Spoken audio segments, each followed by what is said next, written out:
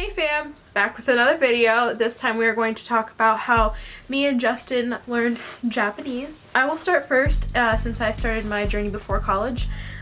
So in my high school years, I took 2 years of Japanese, the last 2 years of my schooling. We used these 2 books. Never really seen those before. Oh, they're great. I love these stupid things. You can look at it if you want. This one, it teaches you the hiragana and the katakana really well.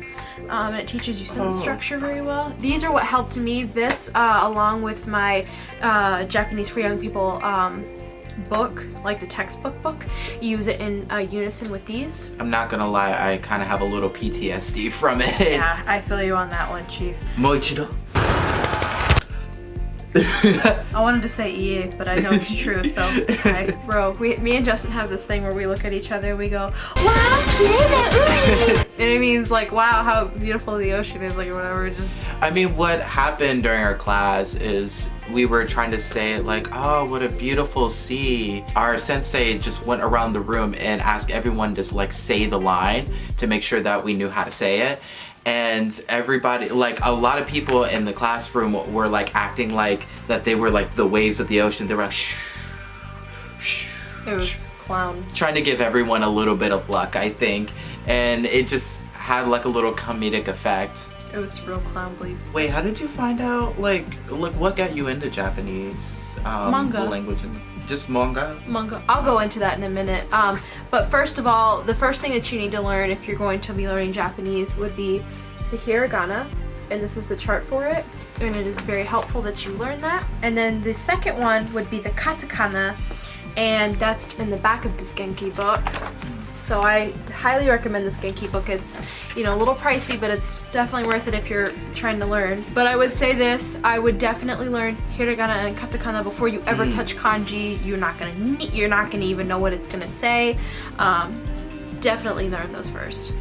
Also, another tip that I personally like to use, you know, I've been to Japan before, I'll get into that. I really like to get my manga in Japanese. That way I can read my English version first and then go back in with the Japanese version and understand what they're saying, just in case like I'm not like, oh, I think I know this word, but I'm not sure. If I read this first, I'll know definitely what they're talking about. I've read this one 1,000 times anyways, so you know, this one's really easy, and I collect multiple of the Horimiya manga in Japanese, so that way I can look back and forth and be like, oh, that's what that is. So personally, if you like manga, if you're learning Japanese, this is a very helpful way for you to learn as well. I also found, for me, it was very helpful to actually switch a lot of my video game audio to Japanese. That is another great way. The more you listen to a language, the more you absorb it and realize how much, like when you first learn something, like for example, like if Justin was to say boku no, you know, whatever, you know, he would know that he would be saying himself. And like when you hear that with like anime, you know, any music or games, you would know, oh, I know that word. I'm hearing it more and more throughout sentence structure, and the more that you learn, the more that you recognize it, and you can actually listen to it with listening skills and all these other things and know how to say it. And it's just really good to, you know, listen to the language that you're trying to learn more. Another great way is to learn the language is get into J-pop, J-rock, or any of those subcategories of music.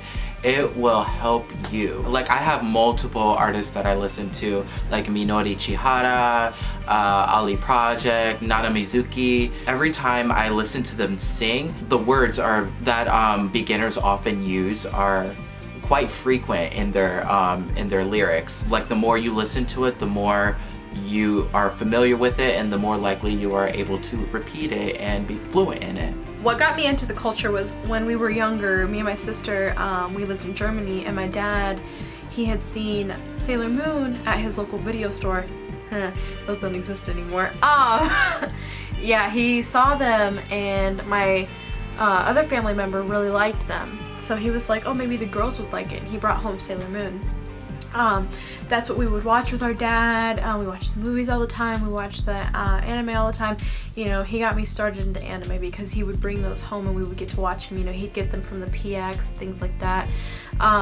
So anime is really what got me into it. And then when I got into middle school, I started going to the library more in my hometown, which is Stafford. So I would be going to the library and I would, you know, find all this manga and I didn't know it existed. So I found it and I was just reading so many books, and I found anime after that, and I just watched so much anime all the time, and I even started drawing and everything, and I was like, I want to learn Japanese. So finally we moved to Fort Wayne, and you know, I was able to go to a high school that had it, you know, for me to do. And then, you know, after I graduated, I ended up being able to go to Japan because of my school, and that's actually where I got this shirt. I love Japan. And we were able to go for 2 weeks. I was there. I was staying in Yokohama with 2 family stays. It was very nice. Justin, what got you into it? Well, I would say through video games and anime and manga. I guess anime and manga is usually like the gateway. Yeah. And funny thing, actually, honestly, I would have to say it was mostly the music. I started out like watching anime, and the style of music really intrigued me. Like, it was different than a lot of American pop artists and stuff like that. So it was just a new sound that I really enjoyed listening to. One of my favorite manga and anime is The Melancholy of Haruhi Suzumiya, which that really got me started into it. Because I remember one day, before I was like involved in anything Japanese, I was at Barnes & Noble and I was with my mom, and I was just looking through the sections, and I saw like a bunch of like colorful books, and that's how they get you. Yeah. That's how they get you. There's so much money just paying for that stuff too. Oh. That's when my mom got us a Barnes & Noble gift card, or not gift card, but like the membership card, because we were going through books like crazy. Like, if you see my room, like, I'll probably show my room eventually, but there's so much manga in it. And so it was just saving us money, so. Oh girl. And the funny thing was, I saw The Melancholy of Haruhi Suzumiya, like when the book actually was like out and everything. It was probably like in 2007 when I saw that. Wow. And the manga actually just came out. And I actually saw my favorite character, which is Yuki Nagato. She was on the title of the book, or the cover of the book, and I asked my mom if I could have it, and then she was like, all of those books are just way too expensive. I don't think we can really afford that right now. And then, funny enough, like, I didn't really see anything of that series after that until later on. It was probably like 2013? No, it was probably 2011 or 12 when I saw the anime, and then it just kind of like looped around, and then the person that voiced my favorite character, Yuki Nagato, was Minori Chihara, which was is currently my favorite Japanese artist, and Seiyu. I've been hooked ever since. I've been seeing like a bunch of other anime like Angel Beats. Don't even talk about Angel Beats. Oh, it makes me cry every time. Oh God. And actually this lovely shirt that Justin is wearing is actually mine, because we stan Sailor Moon. Would I recommend it to adults now? Maybe not. It's really hard to watch as an adult, at least for me, because it's such a kid show. So I mean, unless you get into farther arcs like the one where they're like super outer space. It's actually very funny because I never grew up with Sailor Moon. I actually grew up with, some people like to call it the polar kind of rip-off of it.